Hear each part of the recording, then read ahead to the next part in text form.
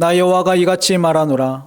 바다 가운데의 길을 큰 물 가운데 지름길을 내고 병거와 말과 군대 용사를 이끌어내어 그들이 일시에 엎드려져 일어나지 못하고 소멸하기를 꺼져가는 등불 같게 하였느니라. 너희는 이전 일을 기억하지 말며 옛날 일을 생각하지 말라. 보라, 내가 새 일을 행하리니 이제 나타낼 것이라. 너희가 그것을 알지 못하겠느냐? 반드시 내가 광야의 길을 사막의 강을 내리니 장차 들짐승 곧 승냥이와 타조도 나를 존경할 것은 내가 광야의 물을 사막의 강들을 내어 내 백성 내가 택한 자에게 마시게 할 것임이라. 이 백성은 내가 나를 위하여 지었나니 나를 찬송하게 하려 함이니라. 아멘. 빌립보서 3장 4절에서 14절까지의 말씀 우리 한 절씩 교독하도록 하겠습니다. 그러나 나도 육체를 신뢰할 만하며 만일 누구든지 다른 이가 육체를 신뢰할 것이 있는 줄로 생각하면 나는 더욱 그러하리니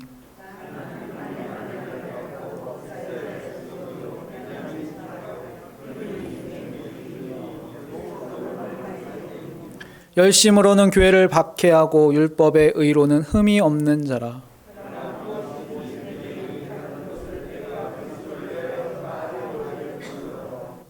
또한 모든 것을 해로 여김은 내 주 그리스도 예수를 아는 지식이 가장 고상하기 때문이라. 내가 그를 위하여 모든 것을 잃어버리고 배설물로 여김은 그리스도를 얻고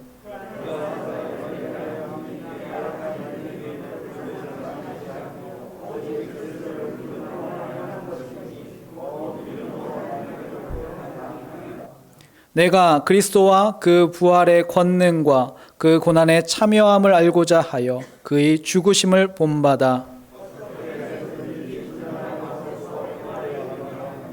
내가 이미 얻었다 함도 아니요 온전히 이루었다 함도 아니라 오직 내가 그리스도 예수께 잡힌 바 된 그것을 잡으려고 달려가노라.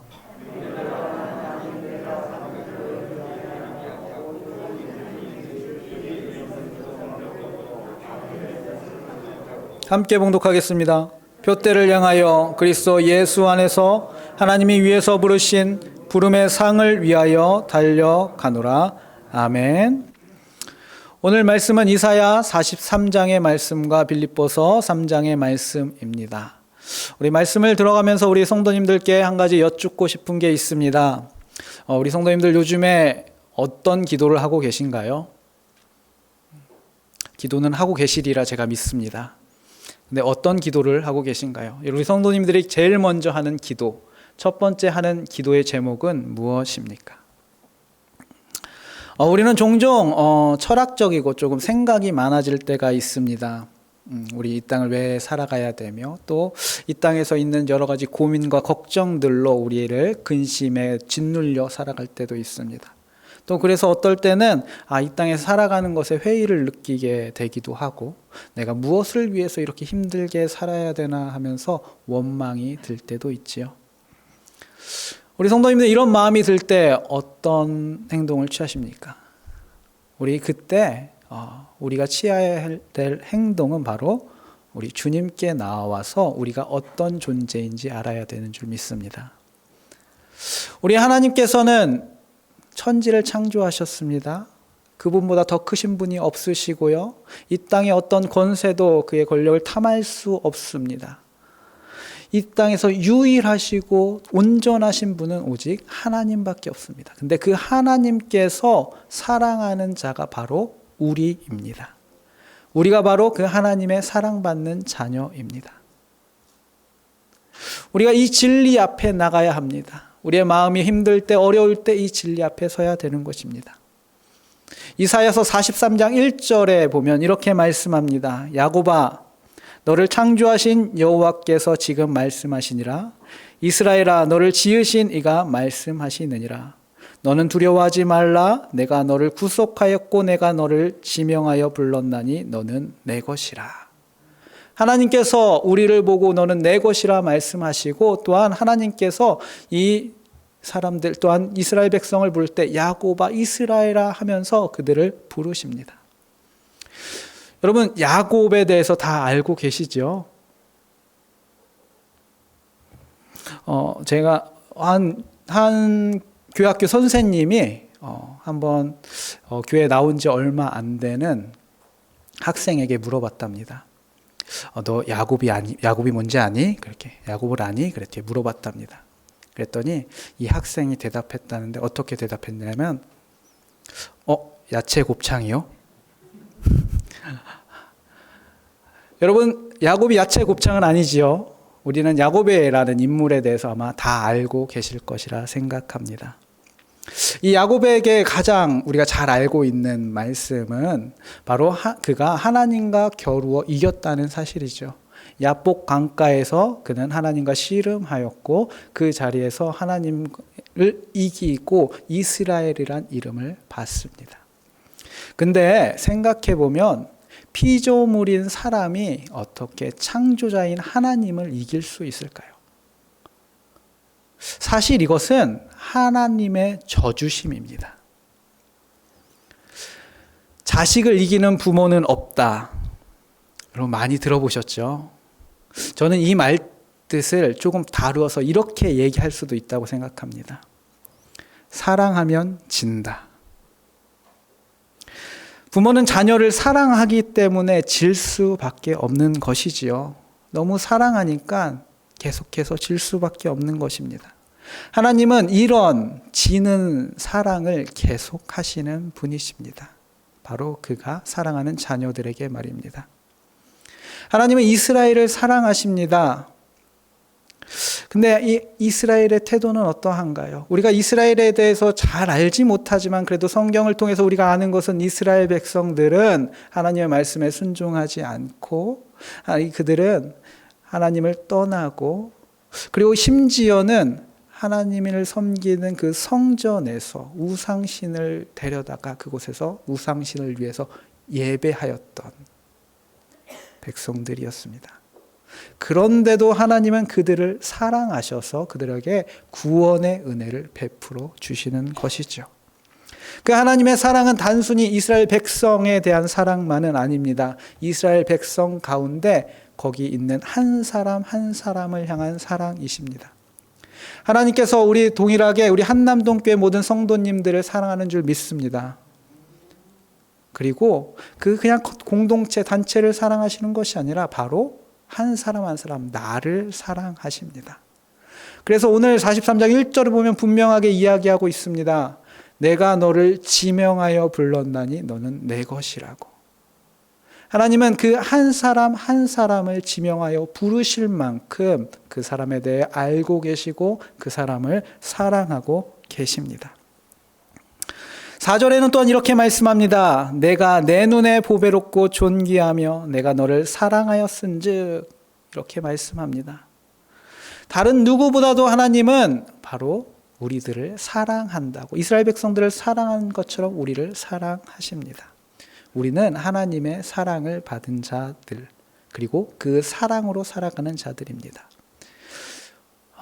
혹시 우리의 마음이 심란하고 이 땅을 살아갈 고민과 걱정에 짓눌려 있을 때 특별히 하나님의 사랑이 전혀 느껴지지 않고 하나님이 없는 것 같이 느껴질 바로 그때 바로 우리는 말씀으로 나가야 합니다. 바로 그때 우리는 이 말씀을 의지해야 합니다. 말씀은 우리에게 이야기합니다. 내가 너를 보배롭고 존귀하게 여긴다. 내가 너를 지명하여 불렀나니 너는 내 것이라. 이렇게 말씀하고 있습니다. 그러기에 바로 그때 그 하나님의 사랑 앞에 나가 우리의 마음의 충만함을 얻으시길 바랍니다.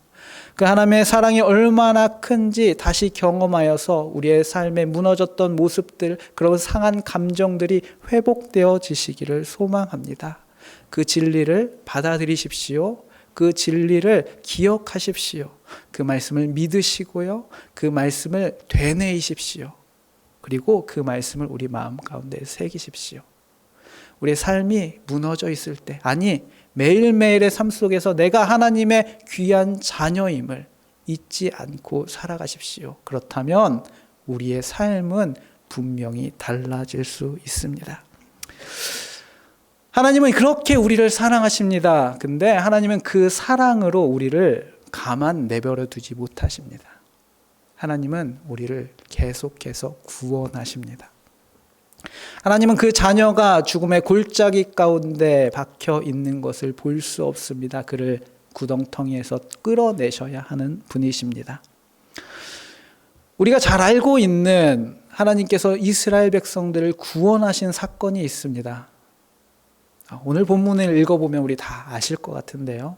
우리 16절과 17절의 말씀을 우리 함께 좀 보시면서 생각해 보시면 좋겠습니다. 여러분 생각나는 사건이 있으셔야 합니다. 읽으시면서 우리 함께 봉독해 보도록 하겠습니다. 나 여호와가 이같이 말하노라. 바다 가운데 길을 큰 물 가운데 지름길을 내고 병거와 말과 군대의 용사를 이끌어내어 그들이 일시에 엎드려져 일어나지 못하고 소멸하기를 꺼져가는 등불 같게 하였느니라. 아멘. 어떤 사건을 이야기하는 것 같습니까? 아마 다 알고 계실 텐데요. 말씀을 못 하시는 거겠죠. 홍해를 가른 하나님의 사건. 출애굽하기 때 홍해를 가르신 사건을 우리는 상상하게 됩니다. 바다 가운데 길을 내셨던 분, 지름길을 내시고 그 바다 가운데 병사들, 군대들, 병거들을 다 수장시키셨던 그 하나님이십니다. 하나님은 이렇게 놀랍게 구원하십니다. 구원의 역사를 보이십니다. 홍해의 사건으로 대표되는 이 사건뿐만 아니라 그들이 출애굽하였던 모든 사건들 속에서 하나님은 그들을 구원하셨습니다. 그들이 먹을 것이 없을 때 만나를 제공해 주심으로 그들이 굶어 죽지 않게 하셨습니다. 그들이 목말라 하고 있을 때에, 마실 물이 없을 때에 샘에서 물이 터져 나와 그 물을 마시게 하셨습니다. 그들의 뱀에 물려서 고통 가운데 죽어가고 있을 바로 그때에도 하나님은 노뱀을 드셔서 그들에게 구원할 길을 주셨습니다. 하나님은 이렇게 계속해서 그들과 함께 하시고 인도하심으로 그들을 구원하고 계신 것입니다. 우리는 출애굽기의 모든 사건을 통해서 그런 사건들을 통해서 하나님께서 구원하고 계시다는 사실을 인정할 수밖에 없습니다. 근데 그 하나님의 구원하심은 그때만 일어났던 것이 아니지요. 그 구원하심은 계속됩니다. 그 구원은 이어집니다. 오늘 본문의 말씀은 바벨론 포로 시기에 이사야가 이야기한 예언의 말씀입니다. 이 이사야서가 기록되었을 때는 바로 이 시대의 배경은 바벨론 포로 시기입니다. 그러니까 그들은 포로로 잡혀 있을 그때에도 하나님은 새롭게 그들을 위해 일하시겠다고, 새 일을 행하시겠다고, 새 구원을 주시겠다고 말씀하고 계신 것입니다. 그 상황과 조건에 따라서, 시대에 따라서 그 구원의 모습은 조금 달라집니다. 하지만 하나님은 매일 또 계속해서 새롭게 구원의 역사를 이뤄 가십니다. 오늘 본문의 말씀에 보면 그래서 이렇게 이야기합니다. 19절의 말씀에 이렇게 얘기합니다. 보라, 내가 새 일을 행하리니 이제 나타낼 것이라. 너희가 그것을 알지 못하겠느냐. 하나님께서는 새 일을 행할 것이라고 말씀하시는 것이죠. 바로 그 새 일은 그들이 바벨론 포로에서 돌아오게 되는 일입니다. 그리고 그것을 표현하면서 이렇게 20절에 말씀합니다. 반드시 내가 광야의 길을 사막의 강을 내리니 장차 들짐승 곧 승냥이와 타조도 나를 존경할 것은 내가 광야의 물을 사막의 강들을 내어 내 백성 내가 택한 자에게 마시게 할 것임이라. 그 이전에 바다를 가르시고 길을 내시고 지름길을 내셨던 그 땅 가운데 그들을 수몰시키셨던 하나님께서 이제는 광야에 길을 내시고 사막에 강을 내셔서 그를 구원하신다고 말씀하고 계신 것입니다. 하나님께서 구원하신다는 사실은 변하지 않습니다. 그 구원의 사실은 계속해서 이어집니다. 출애굽할 때 그들을 구원하셨던 하나님께서, 바벨론 포로기에 그들 가운데 계셨던 하나님께서, 또한 이스라엘 민족 가운데 그들이 외세에 침략당해서 전쟁으로 망해가려고 있을 바로 그때에도 하나님은 그들을 구원하셨습니다. 그 구원의 역사는 계속해서 이루어지고 있습니다. 그리고 그 구원의 역사는 오늘 우리에게도 있는 줄 믿습니다. 하나님께서는 우리의 삶에 새로운 일들을 행하실 것입니다. 놀라운 구원의 역사를 보이실 것입니다. 여러분의 삶의 문제들 가운데 하나님께서 일하실 것입니다. 그 하나님은 놀라우신 하나님이시며 불가능이 없으신 하나님이시며 우리의 모든 상황을 알고 계시는 하나님이십니다. 그 하나님은 무엇보다도 우리를 사랑하시기에 우리를 절대 그대로 그 죽음의 구렁텅이에 있는 것을 보지 못하시고 우리를 구원하시는 분이십니다. 그 하나님이 우리 하나님인 줄 믿습니다. 그 하나님의 사랑을 경험하고 그 하나님의 구원을 경험하시는 우리 성도님들 되시기를 축복합니다. 그런데 하나님께서 우리에게 주신 가장 큰 구원의 사건은 무엇일까요? 예상하시다시피 바로 예수님을 이 땅에 보내주신 사건입니다. 2000년 전 예수님을 통해서 우리를 구원하는 길을 마련해 주셨습니다. 예수님께서 우리의 모든 죄를 지시고 십자가에 달려 돌아가셨습니다. 그 사실을 믿는 자에게 주님께서는 우리의 모든 죄를 가져가신다고, 보지 않겠다고 말씀하십니다. 그리고 죽은 것으로 끝난 것이 아니라 다시 부활하셔서 그 죽음과 사망의 권세에서 생려하셨습니다. 바로 그 하나님, 보이신 그 구원의 역사가 우리에게도 있습니다. 우리의 삶의 부분에서 우리를 인도하시고 우리의 삶을 지키시는 하나님이시기도 하지만 가장 중요한 것은 우리를 구원하신, 정말로 죄와 죽음에서 우리를 구원하신 하나님이시라는 사실입니다.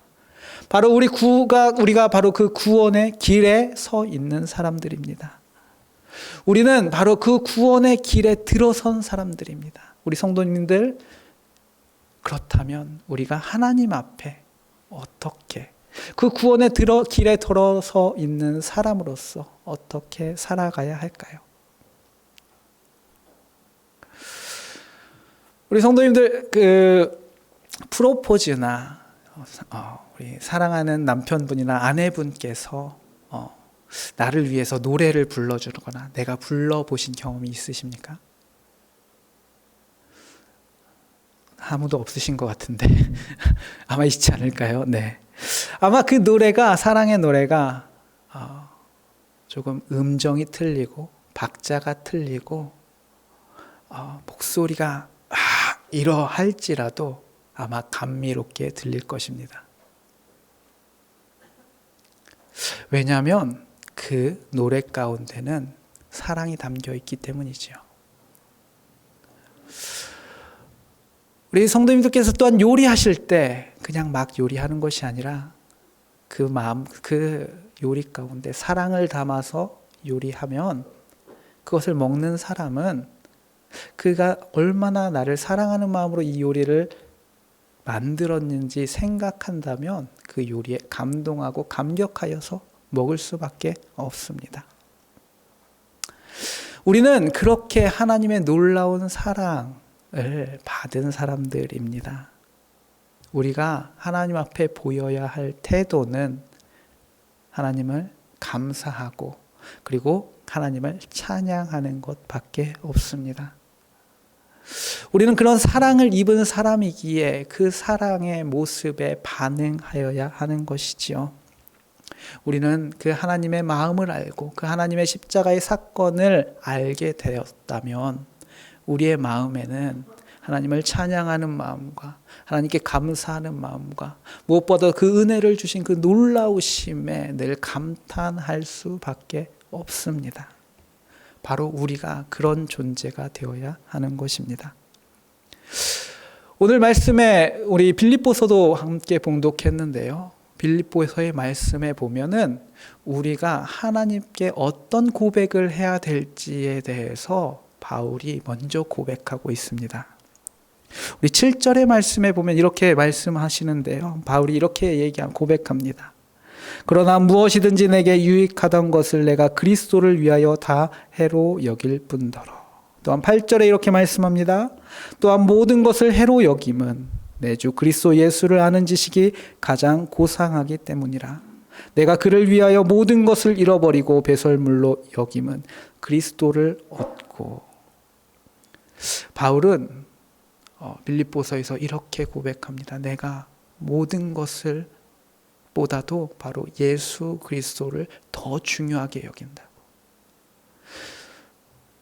3장 초반에 4절에 보면 이렇게 얘기하죠. 내가 자랑할 만한 것이 있다. 내가 너희보다 자랑할 것이 너무나 많은데 내가 그 모든 것들을 다 배설물처럼 버렸다. 왜냐하면 그리스도를 아는 지식이 가장 고상하기 때문이라 라고 성경은 이야기합니다. 하나님께서 보여주신 그 십자가에 놀라우신 새 길이 가장 위대하고 그 새 길이 가장 놀라운 사건이기에 그것 외에는 내가 증거하고 내가 자랑할 것이 없다고 바울은 또한 고백합니다. 우리 성도님, 우리가 이 땅을 살아가면서 우리는 그 구원의 길에 들어선 사람입니다. 그렇다면 우리가 보여야 할 태도는 그 하나님의 십자가의 사랑 앞에 감격하고 그 사랑 앞에 감사하며 그 사랑을 보여준 그 하나님을 찬양하는 것일 것입니다. 세상의 그 다른 그 무엇보다도 더 귀한 사랑을 보여주신 그 하나님 앞에 살아가는 것입니다.